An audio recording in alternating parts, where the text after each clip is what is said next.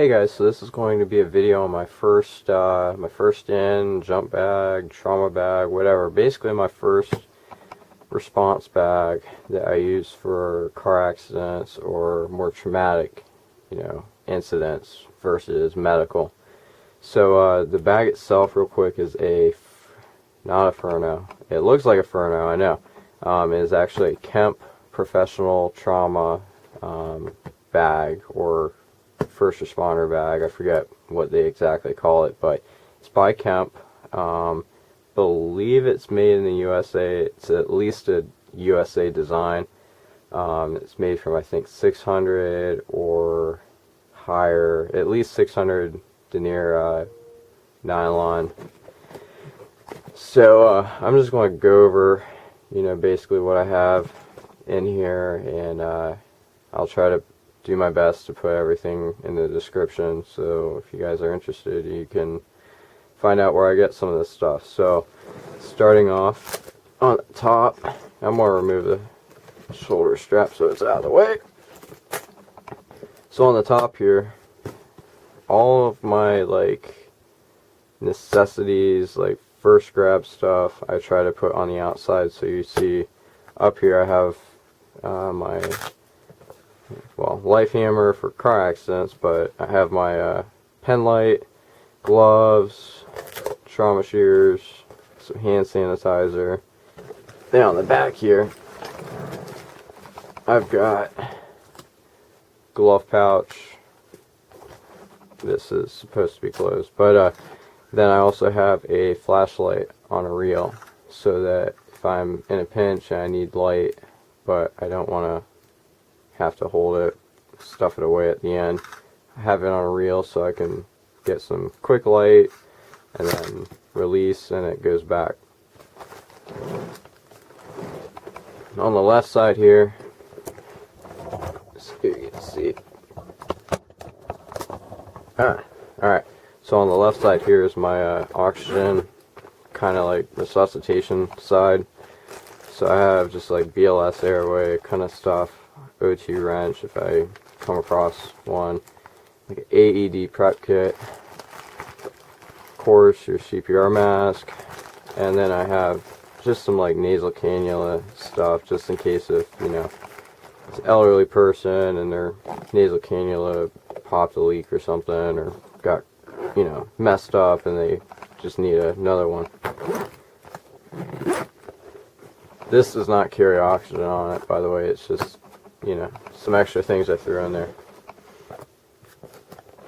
On the top, I have just random things. So I've got a rain poncho, to a towel, to infrared thermometer for, if you suspect fire in a wall or something, or just really anything, just detecting extreme amounts of heat. Got my my PIC kit. So window punch, my window punch, rescue knife with seatbelt cutter, all that jazz, and then just some homemade made up triage cards I threw in there.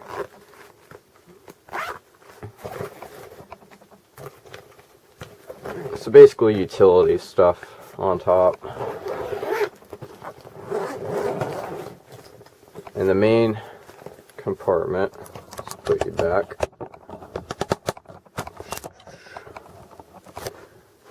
In the main compartment, on the top here, I have isolation equipment, so gown, basically heavy fluid protection. Have some blood stoppers, some Curlix, some BSI eyewear. Just really stuff for more, involved fluid contact and just, hemorrhaging, all that stuff. Got a stethoscope, child and adult BP cuffs.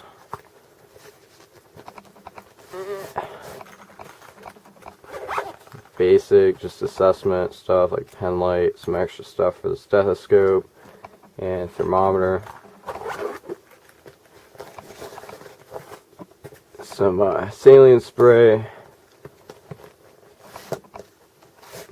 basic like medications and waterproof, and really like mainly, if anything, it's for me, just like, you know, ailment medications, just over the counter, real basic, nothing too crazy.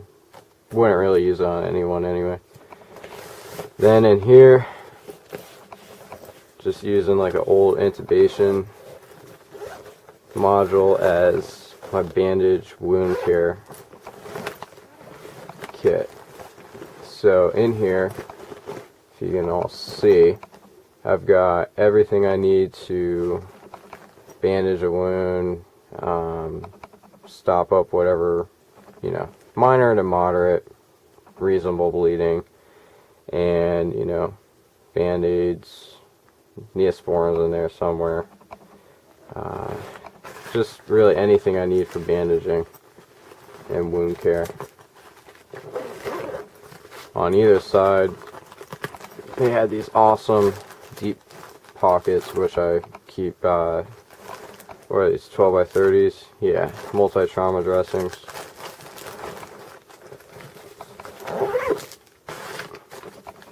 Then I've got some glucose. Got an adult BVM, just because I felt it should go in there. Just, you know, trash container, just for, you know, used gauze or whatever. Assuming I'm not in a spot which has trash cans or places to dispose of it. Ice packs, 2 space blankets, some more ice packs, and then below that there's some hand warmers down there.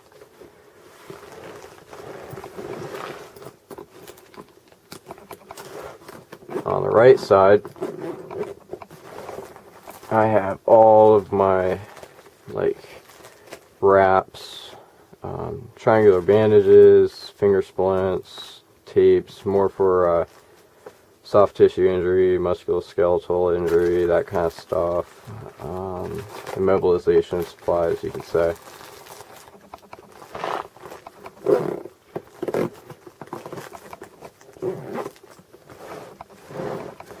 Now on the front here,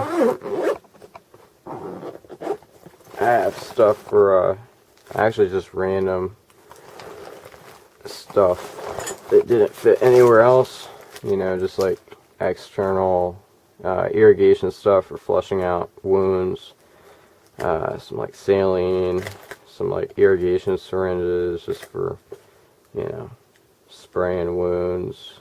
Let's see, some tape rolls, some chucks, more just wound wash, kind of like water and saline, that kind of stuff. EpiPen prescribed to me, used only by me, and just some odds and ends, just some hemostats. Let's see, get a better view. Some hemostats, pen light, Right in the Rain EMS notebook. Just really stuff that, you know, I use and are helpful just for any kind of trauma. Some another spot for gauze, just for quicker access. The irrigation kit for wound flushing is removable. I can just take the whole thing with me and, yeah, do business. And then last but not least, well, kind of is least because it's the smallest pouch, but anyway, last compartment is on the back, and I have SAM splints, 2 of them. I believe I have another. No, okay, and then I have 2 burn sheets.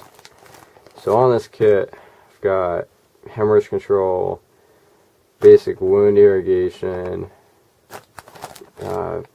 burn sheets, all, you know, that kind of stuff, BSI, minor resuscitation, some immobilization supplies, hemorrhage control, you know, wound dressing, of course, basic assessment tools, but really just anything for basic BLS calls, but, you know, trauma oriented. So I'm going to do a review on this actual bag when I can, and try to get that up for you guys too. It's really been, I mean, I've had this thing for like 2 or 3 years and thrown it through some pretty rough conditions, so it's held up really well. You know, the important thing is just maintaining it, keeping it clean, not letting, you know, little seam rips to progress, and, you know, fixing issues. But yeah, it's really held up, and been a really great frontline trauma bag as being our first responder. So hope you enjoy the video, and I will get a review on this shortly.